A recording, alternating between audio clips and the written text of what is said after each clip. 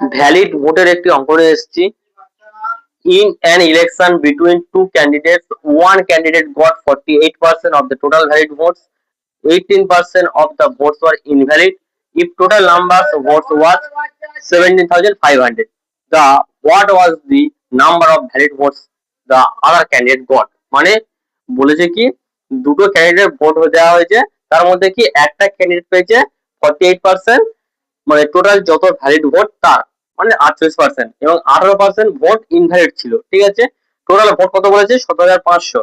আর কি বলেছে যে অন্যজন একজন পেয়েছে 48%, 48%, অন্যজন কত পেয়েছে। তো দেখো 17,500 টোটাল ভোট ছিল, এর মধ্যে ইনভ্যালিড কত বলেছে, ইনভ্যালিড বলেছে 18%। তাহলে ইনভ্যালিড যদি 18% হয় তাহলে ভালো ভোট কত ছিল 82%, মানে ভ্যালিড ভোট 82%। আর কি হয়েছে 48% হচ্ছে কি একজন পেয়েছে। তাহলে অন্যজন কত পেয়েছে, আমাদের অন্যজন পেয়েছে 52%। ঠিক আছে, এবার দেখো যদি এটা আমরা এই চিত্রকে ভাঙি কত হবে, 41 দুগুণে 82 হবে, আর 52 ভাঙলে কি হবে 4 তেরং 52 হবে। ওকে, এবার দেখো এইগুলোর মধ্যে কোন অপশনটা আমাদের 13 মাল্টিপল দেখবে। ঠিক আছে, সেই অপশনটা আমার অ্যান্সার হবে।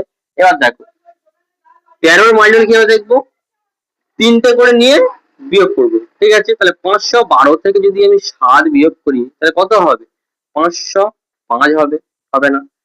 এটা কি হচ্ছে 350 থেকে যদি আমি 14 বিয়োগ করি, 4 6 10 আর 2 3 5, 336। দেখো 13 দিয়ে করলে 4 তেরং 52, 3 তেরং 39, 115 যাবে না। 13 দিয়ে করলে 13 দুগুণে 26।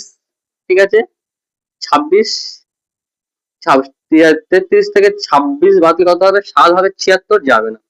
এটা বিয়োগ কত হবে 462 থেকে যদি 7 বাদ দিই, 7 7 5 12, 1 5 6, 455। এটা করলে কত হবে 13 দিয়ে করলে 3 তেরং 39, 45 থেকে 39 বাদ দিলে কত হবে 6, 65, 5 তেরং 65, এইটা হতে পারে।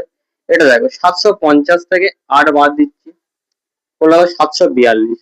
13 দিয়ে গুণ কত হবে 5 তেরং 65, 6 তেরং 78। তাহলে 74 থেকে যদি 65 বাদ দিই তাহলে কত হবে 92। কত হলো 8 তেরং 104, 7 তেরং 91 হয়, 92 হয় না। তাহলে এই অপশনটা আমাদের হবে না। তাহলে অ্যান্সার কি হবে, এ হবে না, বি হবে না, ডি হবে না, অ্যান্সার কি হবে সি হবে, সি ফর কানাডা। তাহলে সি হবে আমাদের রাইট অ্যান্সার। ওকে।